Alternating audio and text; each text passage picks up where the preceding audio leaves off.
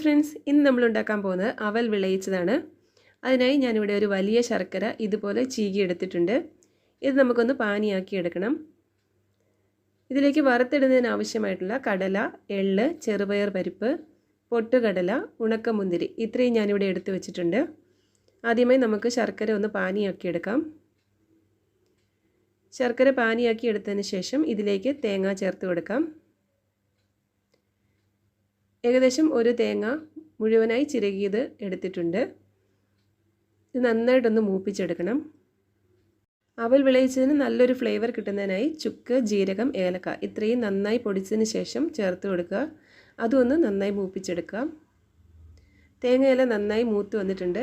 Stove സിമ്മിലാക്കിയതിന് ശേഷം അവൽ ചേർത്ത് കൊടുക്കാം. ഇനി ഇത് നമുക്ക് നന്നായിട്ടൊന്ന് ഇളക്കിയെടുക്കാം. ഇതുപോലെ നന്നായി മിക്സ് ചെയ്തതിന് ശേഷം സ്റ്റൗ ഓഫ് ചെയ്ത് സ്റ്റൗവിൽ നിന്ന് മാറ്റുക. സ്റ്റൗവിൽ തന്നെ വെച്ചിരുന്നാൽ അതിൻ്റെ ചൂട് കൊണ്ട് അവൽ കട്ടിയാകാൻ സാധ്യതയുണ്ട്. സ്റ്റൗവിൽ നിന്ന് മാറ്റിയതിന് ശേഷം ഒന്നുകൂടി ഒന്ന് ഇളക്കി കൊടുക്കുക. ഇനി ഇതിലേക്ക് വറുത്തിടാം. അതിനായി പാനിലേക്ക് നെയ്യ് ഒഴിച്ചതിന് ശേഷം കടല ചേർത്ത് കൊടുക്കാം. കടല നന്നായി ഒന്ന് മൂത്ത് വരണം. ഇനി ഇതിലേക്ക് പൊട്ടുകടല ചേർത്ത് കൊടുക്കാം. പൊട്ടുകടല ഒന്ന് ചുവന്ന് വന്നതിന് ശേഷം ഇതിലേക്ക് ചെറുപയർ പരിപ്പ് കൂടി ചേർത്ത് കൊടുക്കാം. ഇതൊന്ന് ചുവന്നതിന് ശേഷം ഇതിലേക്ക് എള്ള് കൂടി ചേർത്ത് കൊടുക്കാം. കറുത്ത എള്ളാണ് ഞാനിവിടെ ചേർക്കുന്നത്. എള്ള് മൂത്തതിന് ശേഷം നമുക്ക് ഉണക്കമുന്തിരി കൂടി ചേർത്ത് കൊടുക്കാം.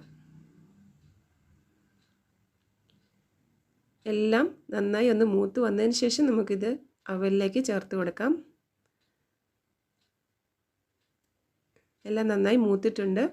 ഇനി ഇത് നമുക്ക് അവലിലേക്ക് ചേർത്ത് കൊടുക്കാം. നന്നായിട്ടൊന്ന് ഇളക്കി മിക്സ് ചെയ്യുക.